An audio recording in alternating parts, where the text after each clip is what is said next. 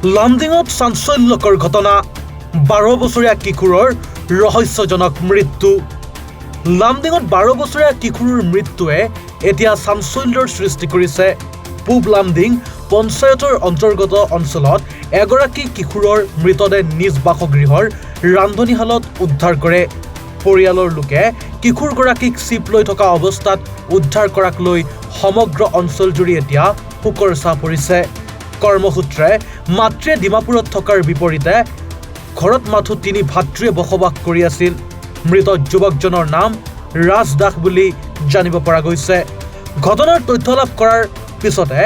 আৰক্ষী ঘটনাস্থলীত উপস্থিত হৈ মৃতদেহটো উদ্ধাৰ কৰাৰ লগতে প্ৰাথমিক তদন্ত আৰম্ভ কৰিছে পুৱাৰ ভাগত ঘৰত কোনো নথকাৰ সুযোগ গ্ৰহণ কৰিয়ে এই চৰম সিদ্ধান্ত বাছি লয় কিশোৰগৰাকীয়ে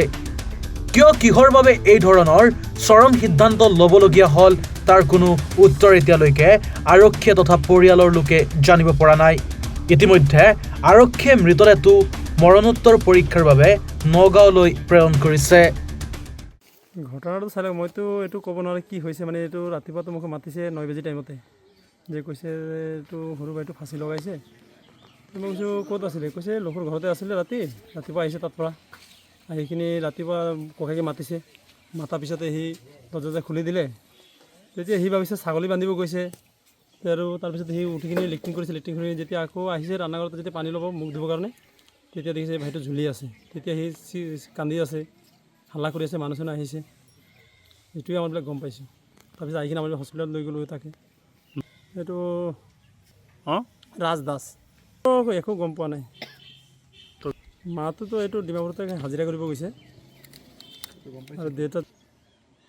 দেউতাটো ক'ত থাকে গম নাপায় পুলিচ আহিছে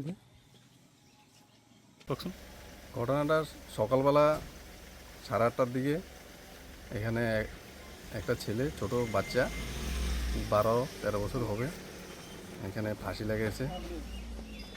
কি নিয়ে করছে তা তো কইতে পারি না কিন্তু সকালবেলা সবাই হাল্লা চিল্লা করতেছে আমরাও গেছি যাই দেখছি যে ছেলেটা ল'ৰাটোৰ নামটো তো ডাঙৰ ল'ৰাটো যেটা মাৰা গেছে ৰাজ দাস এনে বেশি দিন হোৱা নাই তো তাৰ ঘৰ কোন কোন আছে ঘৰতো দুইটা ভাই আছিলে এতিয়া লৈকে আৰু মাটো ডিমাপুৰত কাম কৰে দেউতা নাই ইয়াত এই অঞ্চলটোৰ নাম কি পূব লামডিং আচ্ছা কিয় কাজিয়াতো দেখা নাই আমি না ইমান সৰু বাচ্চা স্কুল যাওয়া বাচ্চা আৰু কি প্লেন কৰিব ব্যুৰো ৰিপৰ্ট এনিভাৰত 24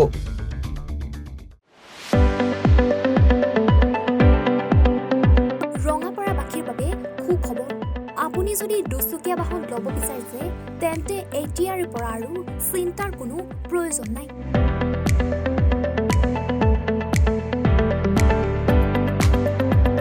আপুনিও আহিব পাৰে ডিবিপি এছ'চিয়েটৰ বাজাজ টু হুইলাৰ ডিলাৰ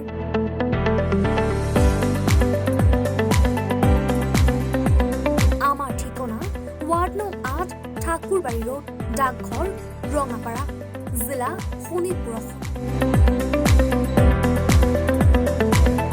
আমাৰ যোগাযোগৰ নম্বৰ